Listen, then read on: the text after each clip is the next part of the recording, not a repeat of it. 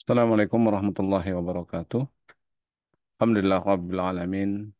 Assalatu wassalamu ala nabiyyina Muhammadin sallallahu alaihi wasallam. Syukur kita kepada Allah Subhanahu wa taala bisa berjumpa pada kesempatan malam hari ini dalam perkuliahan teknik tegangan tinggi. Kita dalam keadaan sehat walafiat sehingga bisa melanjutkan materi perkuliahan kita. Sini kita akan membahas mengenai lightning voltage source. Lightning voltage source ini artinya tegangan petir yang terjadi ketika adanya awan bermuatan di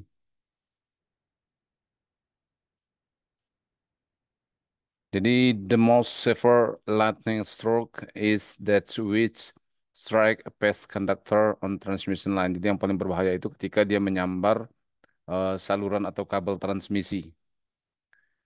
It produce a highest over voltage for a given stroke current. Jadi akan menghasilkan eh, tegangan lebih yang sangat tinggi, gitu, highest sangat tinggi. Dan arusnya itu arus petir tadi akan menyambar saluran dan menyebabkan tegangan lebih yang sangat tinggi. Kemudian the lightning stroke inject its current into a termination impedance Z, which in this case, jadi kemarin sudah kita jelaskan juga bahwa akan mengakibatkan arus yang diinjeksikan ke jaringan itu akan mengakibatkan kalau ada Z atau impedansi ataupun tahanan pada saluran transmisi tersebut akan menghasilkan I kali Z sehingga tegangannya sangat sangat tinggi. Diumpamakan kalau seandainya tidak ada Z maka tegangan juga tidak akan terjadi, tapi di setiap saluran pasti ada Z atau impedansinya. Bentuk daripada sambaran petir tersebut adalah seperti ini. Jadi ada ini awan, digambarkan awan, kemudian ada saluran transmisi dua tower ini. Ketika ada arus yang masuk ke saluran ini, maka dia akan terpecah menjadi dua Z0 dan Z0. Jadi sehingga akan mengakibatkan tegangan yang besar ketika terkena dengan Z0 ini. Walaupun nilainya kecil, Z-nya, tapi dengan arus yang sangat tinggi, dia akan menyebabkan besarnya tegangan. Effect of lightning, the impedance of lightning channel itself is much larger than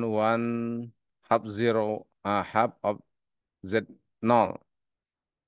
Jadi sekitar 100 sampai 3000 ohm. Bayangkan kalau arusnya sampai 1000 ampere, kalikan 3000, 1 kali 3 juta volt akan terjadi. Berarti 3 gigavolt. Nah, ini akan sangat besar. Kemudian lightning voltage source will have the same shape characteristic. Jadi akan memiliki gelombang, bentuk gelombang yang sama. Jadi kalau kenapa kita belajar tegangan tinggi itu bisa disimpulkan? Karena petir itu akan menghasilkan gelombang arus yang sama bentuknya di setiap petir. Mungkin besarnya saja akan berbeda dan juga bisa juga waktunya atau timing yang berbeda. Maksudnya timing di sini adalah eh, periode daripada gelombang petir itu sendiri, gitu ya. Jadi ini yang mengakibatkan tegangan tinggi. Kemudian reflection at point of discontinuity as a day travel along transmission line. Kemudian ada juga reflect. Reflect itu pantulan ya pada suatu titik yang discontinuity. Jadi misalnya discontinuity itu misalnya pada ujung saluran atau yang terputus lah gitu. Maka dia akan mantul dan mencari jalan yang lain. Makanya biasanya pantulan itu akan mengakibatkan gelombang itu jadi berlipat-lipat kali, 2 kali lipat minimal, lebih besar daripada gelombang yang awalnya. Kemudian lightning stroke represent true danger to life, structure, power system, and communication network. Ya, jadi berbahaya terhadap manusia itu sendiri. Kalau kita sering dengar orang terkena sambaran petir, ya itu tadi karena adanya muatan listrik pada awan yang mau apa menuju bumi. Sementara di bumi itu sendiri ada orang misalnya kan. Nah, biasanya pohon, kemudian di bawahnya ada orang. Kemudian juga communication network, ya, jalur komunikasi. Kalau dulu kami pernah saluran telepon itu kalau disambar petir itu sampai putus. Putusnya bukan satu aja gitu kan, terputus tapi bisa sampai putus banyak, sampai ukurannya itu sejengkal-sejengkal.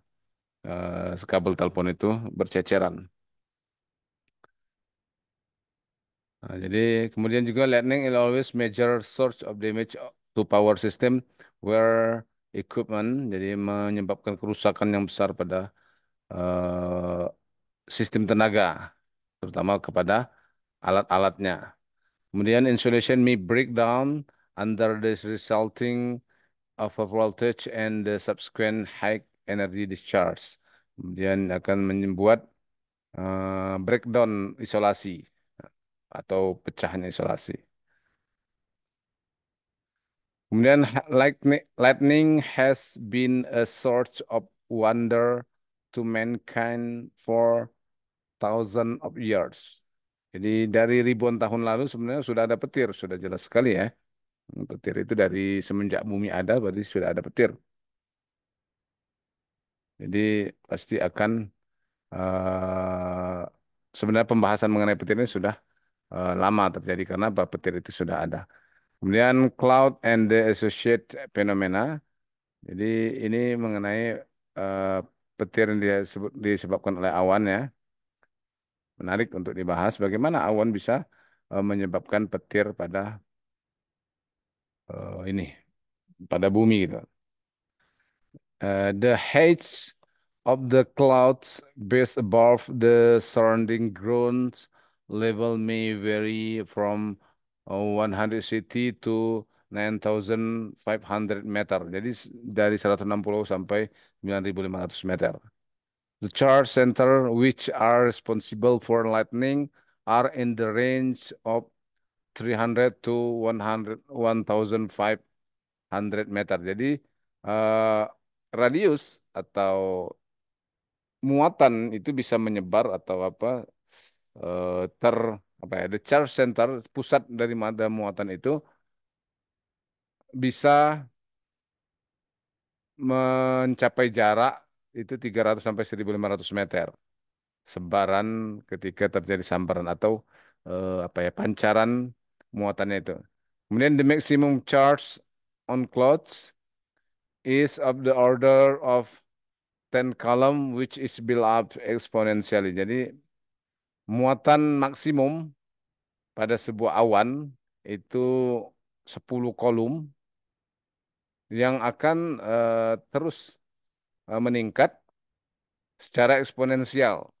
Tahulah kalau eksponensial kan berarti dia tidak linear, dia akan meningkat begitu cepat terhadap waktu. Waktu meningkatnya sebentar, tapi dia lebih cepat lagi. Over a period of perhaps many seconds of even minutes, the maximum potential of a cloud lies approximately within the range of 10 megavolt to 100 megavolt. Jadi dari 10 megavolt sampai 100 megavolt. The energy in a lightning stroke may be of the order of 250 kilowatt hour. Jadi 250.000 kilowatt hour besarnya energi listriknya. Sayang sekali tapi kan belum ada orang bisa menyadap ataupun mengambil energi listrik yang dihasilkan dari petir ini. Kemudian ada hujan, raindrops. Raindrop elongate and become unstable under electric field. Jadi titesan air hujan itu akan tidak stabil ketika ada electric field. Electric field atau medan listrik itu dihasilkan daripada awan tadi. Tumpukan muatan di awan jadi menimbulkan medan listrik. Kemudian the limiting diameter being diameternya itu 0,3 cm in field of kilo per centimeter. Jadi ya tetesan air hujan itu kan 0,3 cm ya, apanya diameternya. Tetesan-tetesan air hujan itu in a field of 100 kilovolt sementara medan listriknya adalah 100 kilovolt per centimeter. Sehingga a free falling raindrop attain a constant velocity with respect to the air depending upon its size. Jadi kecepatan air hujan juga eh, apa? Constant velocity, kecepatannya tetap dibandingkan dengan kecepatan udara. This velocity, kecepatan ini eh, 800 cm per detik kecepatan air hujannya. Cukup cepat ya. Cepat artinya kalau ini 800 cm, 8 meter per detik. Ya kan? Ya, 8 meter per detik.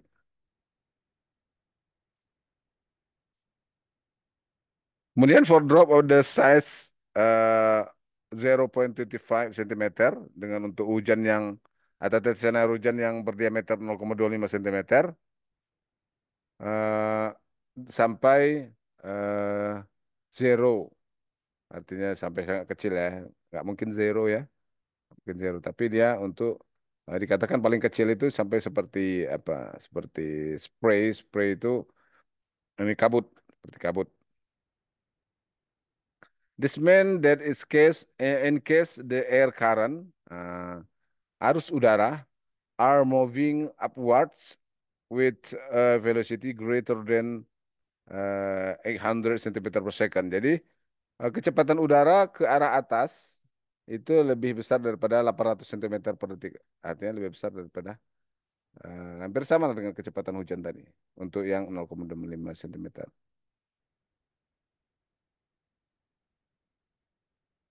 Jadi kalau kecepatan anginnya 800 cm per detik, eh, tidak ada air hujan yang bisa bisa jatuh karena kecepatan apa dilawan oleh kecepatan angin tadi kan.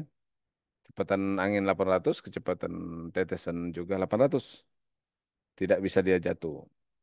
Falling raindrop greater than half centimeter. Jadi lebih besar daripada 0,5 cm. In diameter become unstable and break up into smaller drop dan akan pecah dia menjadi eh, air-air yang kecil. When a drop is broken up by air current, jadi ketika dia dipecah oleh arus udara, the water particle become positive. Ya, partikel dari air tadi akan menjadi positive charge atau muatan yang positif atau positive charged. Jadi dimuati positif. Karena apa? Karena dia dihembus oleh angin tadi. And the air negatively charged dan udara itu mempunyai muatan yang negatif. When ice crystal strike with air current, jika kristal es ditabrak oleh aliran air, aliran udara maksudnya. The ice crystal is negatively charged and the air positively charged. Jadi kalau kena es, maka eh, kristal es itu yang mempunyai muatan negatif dan eh, udaranya yang mempunyai muatan positif. Tadi positif itu di airnya dia apa di water sama.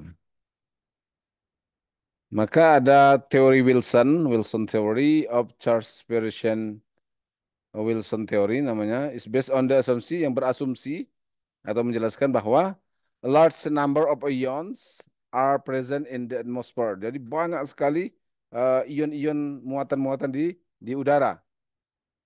Muatan ion-ion di udara kita ini banyak sekali muatan ion-ion. Terutama adalah karena radiasi daripada sinar matahari. Kita ketahui bahwa matahari itu menghasilkan eh, energi yang dilepaskannya ke bumi itu adalah energi atau ion-ion. Jadi yang pertama kali menerima energi untuk matahari ini adalah lapisan atmosfer kita.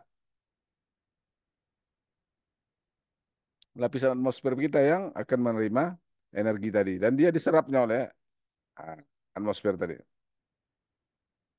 Many of these ions, jadi kebanyakan atau sebagian besar ya, many banyak daripada ion yang ada di udara ini attach themselves to the small dust particle and water particle. Jadi diserap oleh eh eh, small dust atau debu halus, partikel debu halus and water particle dan partikel-partikel air kalau ada. It's also assumed that an electric field exists in the Earth's atmosphere. Jadi sudah jelas dengan muatan yang banyak daripada atmosfer tadi akan juga terdapat medan listrik. Nah, medan listrik pada ya kita ketahui kan bahwa muatan itu eh, menghasilkan medan listrik. Nah, medan listrik. Nah, jadi kalau banyak muatan di atmosfer maka akan terjadi medan listrik di atmosfer during fair weather which is directly downwards toward the earth. Jadi akan menuju bumi, turun menuju bumi. The intensity of the field, intensitas dari medan is approximately 1 volt per centimeter. Jadi 1 volt per centimeter, mendekati 1 volt per centimeter. Jadi intensitas medan yang ada di atmosfer. At the surface of the earth and decrease gradually with heights to at 9,500 meters. It's only above about 0.02 volt per centimeter. A relatively large rain drop of 0.1 centimeter radius. Falling in this will become polarized. The upper side acquire a negative. Jadi tetesan air yang diameternya 0,1 cm ini akan terpolarisasi dengan muatan-muatan yang ada di udara tadi. Jadi ini gambarnya ya. Gambarnya ini ada electric field, ini water drop, kemudian ada negatifnya, negatif ionnya. Jadi ketika water drop ini atau tetesan-tetesan air ini itu akan terionisasi, ada positif dan ada negatifnya. Capture of negative ion, jadi penangkapan ion negatif by large falling drop dari sebuah air hujan yang besar itu pada A ini. Kemudian B-nya adalah charge separation in a thundercloud according to Wilson theory. Jadi apa? Pemisahan muatan pada awan, awan petir, awan guntur menurut teori Wilson. Oke, kita bahas teori Wilson tadi. Wilson theory of charge separation. Wilson theory is based on the assumption that large number of ions are present in the atmosphere. Jadi banyaknya ion yang ada di atmosfer kita menurut teori Wilson ini. Many of these ions attach themselves to small dust particle and water particle. Jadi eh, debu dan air akan ditangkap oleh debu dan air jadi muatan-muatan. It's also assumed that an electric field exists in the Earth's atmosphere during the fair weather, which is direct downward toward the Earth. The intensity of the field ini yang tadi juga nih, kayaknya sama nih. The upward motion of air current, jadi apa?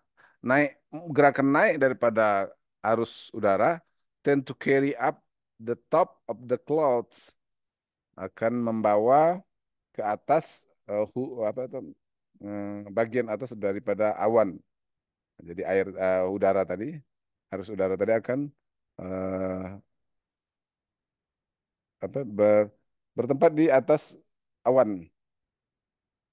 Kemudian the muatan positif air and small drop that the wind can blow against gravity.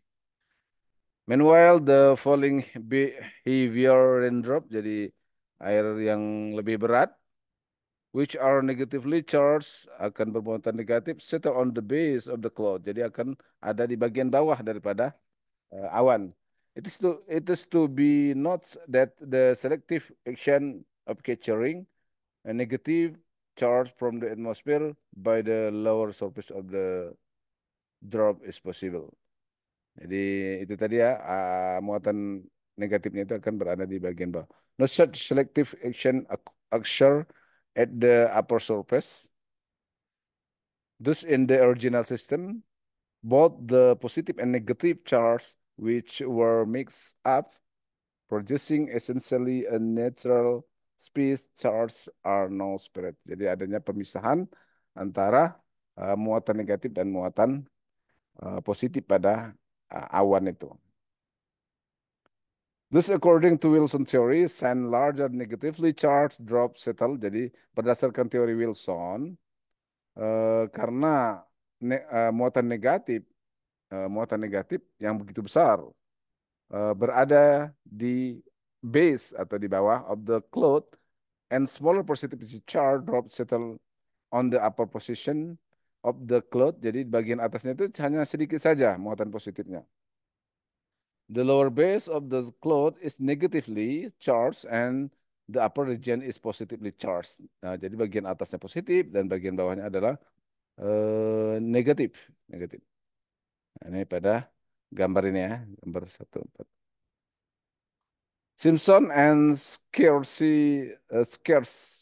theory. Simpson's theory is based on the temperature variation in the various region of the cloud. Jadi ada perbedaan temperatur juga menyebabkan anomali daripada awan ini. Pada awan ini pada berbagai titik pasti terjadi perbedaan temperature. When water droplets are broken due to the to air current, water droplet acquire positive charge where the air is negatively charged. Jadi udara bermuatan negatif, kemudian droplet air tadi bermuatan positif. Also when ice crystal strike with air, jika ada kristal es yang menabrak udara, there is positively charged, udara positifnya muatan positif, and the crystal negatively charged, dan kristal itu adalah negatif. The theory is explained in the help of, jadi dalam gambar 5 ini disebutkan teorinya. Air current, jadi apa tuh, arus udara, kecepatan udara itu 10 meter per detik menghembus muatan-muatan itu untuk mengumpul di air, ditangkap atau di capture oleh awan ini. Cloud, according to Simpson's theory, lets the clouds move in the direction from left to right as shown in by the arrow. Jadi akan bergerak, muatan itu akan bergerak dari kiri ke kanan. Dari kiri ke kanan.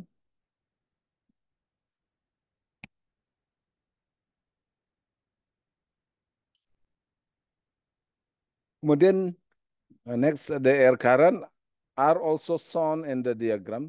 If the velocity of the air current is about 10 meter per second. Jadi kecepatan daripada udara, arus udara, hembusan udara itu 10 meter per detik. In the base of the cloud, pada bagian bawahnya. Kan awan, kemudian udara bergerak di bawahnya kan.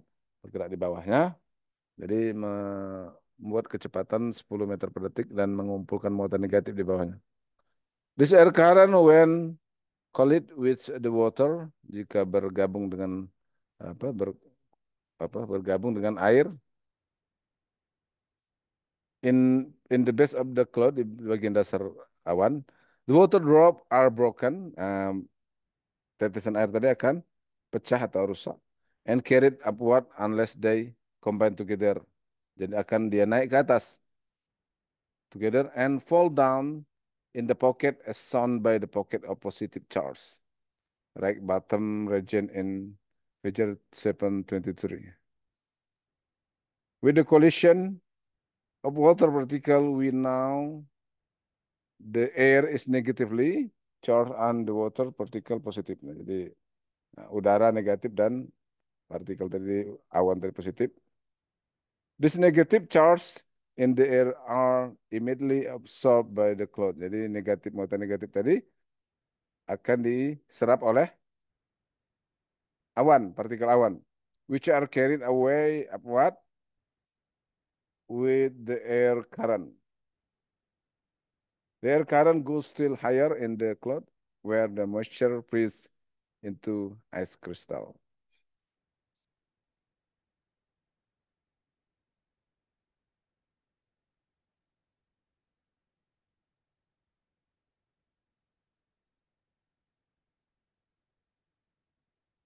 Hah? Iya, sebentar ya.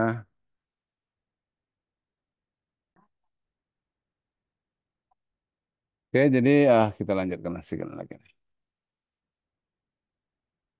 Mana tadi ya? Nah, sekarang tadi mekanisme daripada terbentuknya muatan pada awan. Nah, atau eh, ini apa tadi namanya? Simpson teori Simpson. Ini kita perlu tahu ya. Jadi supaya kita mengerti juga lah kenapa bisa terjadi sambaran petir atau tegangan tinggi pada kawat penghantar. Mechanism of lightning stroke. Jadi mekanisme petir, lightning phenomenon is the discharge of the cloud. Nah, jadi tadi kan awan sudah bermuatan. Nah, ini proses discharge atau pelepasan muatan daripada awan to the ground kepada bumi. And the cloud and the ground form the two plates of the gigantic capacitor. Jadi seperti kapasitor yang sangat besar atau gigantic capacitor. Jadi ada awan, kemudian ada bumi. Jadi kalau kapasitor itu kan ada elektroda positif dan negatifnya. Nah, ini elektroda positifnya ada di awan, sorry negatifnya ada di awan, kemudian positifnya ada di bumi. And the electric medium is air dan medium elektriknya adalah udara, lapisan udara. So in the lower parts of the cloud is negatively charged karena bagian bawah daripada cloud atau awan itu adalah negatively charged, muatan negatif. The earth is positively charged by induction. Jadi akan terjadi induksi muatan positif di apa? Di bumi. Lightning discharge will require the puncture of the air between the clouds and the earth. Jadi akan terjadi sambaran ataupun aliran muatan dari udara pada udara antara awan dan bumi. For breakdown of the air at STP condition, STP ini kan apa kan di apa tekanan tekanan udara. The electric field require is 30 kilovolt per centimeter peak. Jadi kalau sebenarnya untuk membuat breakdown daripada udara itu sendiri adalah harus memiliki tekanan 30 kilovolt per centimeter. But in a clouds where the moisture content in the air is large, jadi karena di udara itu sendiri apa namanya uh, materi uh, moisture itu adukan atau apa ya namanya itu campuran bagian campuran udara dan di dalam awan itu sungguh besar because of the high altitude. Ah, karena di posisi yang tinggi itu lower pressure, jadi tekanan lebih rendah. It is seen that for breakdown of air, the electric field required is only 10 kilo per centimeter. Jadi karena apa di tekanan yang lebih rendah itu 10 kilo per centimeter. Yang bentar tadi di STP, STP ini standar temperature and pressure. Itu cuma 30 harus. Tapi kalau di tekanan yang lebih rendah, bawah sadar berarti di 10 kilopol per centimeter. The mechanism of light and discharge, jadi mekanisme petir, is best explained by the figure 16 pada gambar 16. Nah, bisa dijelaskan secara gamblang di gambar 16 ini. Oke, daripada kita lihat gambar, kita baca dulu. After gradient of approximately 10 kilometer per centimeter. It set up in the clouds, the air surrounding gets ionized. Jadi setelah gradien mendekati 10 kilometer per centimeter medannya, it set up in the cloud, the air surrounding gets ionized. At this streamer start from the cloud toward the earth, which cannot be detected with the next eyes, and a spot traveling is detected. Jadi ada sebenarnya apa namanya tadi katanya streamer. Streamer itu eh, aliran aliran ion yang dimulai dari awan itu, tapi dia tidak bisa dilihat oleh mata kita. The current in the streamer is of the order of 100 ampere, and the speed of the streamer is 0.16 meter per microsecond. Jadi arusnya itu sebesar 100 ampere, streamer tadi. Kemudian kecepatannya itu 0,16 meter per microsecond. Kalau dalam second itu lebih tinggi lagi ya. Berarti sekitar 160.000 per second meter, 1,6 kilometer per second. The streamer is known as pilot streamer because this led to the lightning phenomenon. Jadi ini dikatakan sebagai pilot ataupun eh, pemandu daripada terjadinya petir. Depending upon the state of ionization of the air surrounding the streamer, it is branched to several paths, and this is known as steep leader. Iya, steep leader. Jadi kalau ada petir itu dimulai dengan namanya steep leader. Steep leader itu tadi streamer atau muatan yang pertama kali berjalan dari awan menuju bumi. Kemudian the leader step are of the order of 50 meter in length and are accomplished in about the microsecond. Jadi ada sekitar 50 meter dia akan seperti menyebar dari awan itu keluar dari awan, tapi waktunya cuma hanya ukuran 1 microsecond. The charge is brought from the cloud through the already ionized patch of this pose. Jadi muatan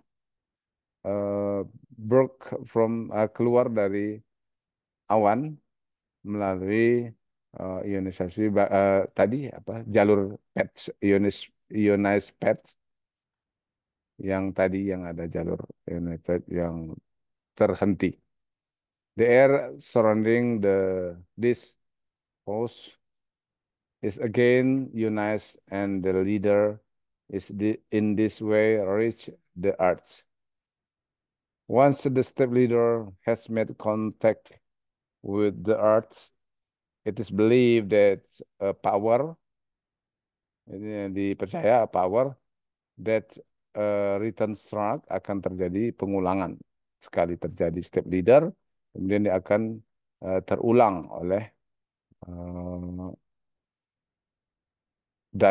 sebuah daya akan mengulangi daripada jalur step leader tadi. Move very fast up toward the cloud through the already ionized path by the leader. Jadi jalur yang dibuat oleh step leader tadi akan menjadi jalan oleh muatan lain untuk terbang menuju awan. The streamer is very intense where the current varies between 1000 ampere, jadi sekitar 1000 sampai 200.000 ampere. Bayangkan. And the speed is about 10%. That's up like. Jadi 10% kecepatan cahaya. Jadi 10% kecepatan cahaya besarnya 1000 ampere sampai 200.000 ampere. It is here where the negative charge of the cloud is being neutralized by a positive induced charge on the earth. Jadi terjadinya muatan yang terbang tadi adalah karena pengen menetralkan muatan negatif yang ada di dasar awan dan bagian bawah awan. It is this instant which gave rise to lightning flash, which we observe with our naked eyes. Jika kita mengamatinya dengan mata telanjang, there may be another cell of charge in the clothes near the neutralized charge cell. Jadi tidak ada. There may be another cell. Mungkin ada sel yang lain, muatan yang lain in the clothes di awan dekat dengan neutralized muatan yang dinetralkan tadi. This charge cell will try to neutralize through this ionized path. Jadi dia mencoba untuk menetralkan bagian dengan jalur ionisasi tadi. The streamer known as dot leader. Tadi ada state leader, ini dot leader. Um, pada 16E, 1 BCD. Nah ini. Jadi setelah dia terjadi sambaran, dia naik lagi. Ya, makanya bisa nampak sambaran itu beberapa kali. 16E. The velocity of the dot leader is about 3% of the velocity of light. Ya, hanya 3% daripada kecepatan cahaya. The effect of the dart leader is much more severe. Nah, jadi gini, the effect daripada dart leader ini is much more severe, sangat berbahaya than that of the return stroke. Jadi daripada eh, pukulan atau pukulan kembali atau apa ya, eh, arus petir kembali. The discharge current is the return streamer is relatively very large, but as it lasts only for a few microseconds, the energy contained in the streamer is small, and hence the streamer is known as cold lightning stroke, whereas the dot leader is known as hot lightning stroke. Jadi kalau yang ada apa namanya streamer tadi, step leader itu disebut sebagai cold lightning, sementara that leader ini sebagai hot lightning. Because even though the current in this leader is relatively smaller, memang kecil, tapi but it lasts for some millisecond and therefore the energy contained in this leader is relatively large. Jadi yang that leader itu lebih lebih besar. Jadi ini gambarnya. Jadi mungkin itu saja pembahasan untuk malam ini karena waktu Zoom ini juga sudah mau habis. Semoga nanti bisa dilanjutkan untuk membacanya mengenai eh, pembahasan fenomena terjadinya petir ini.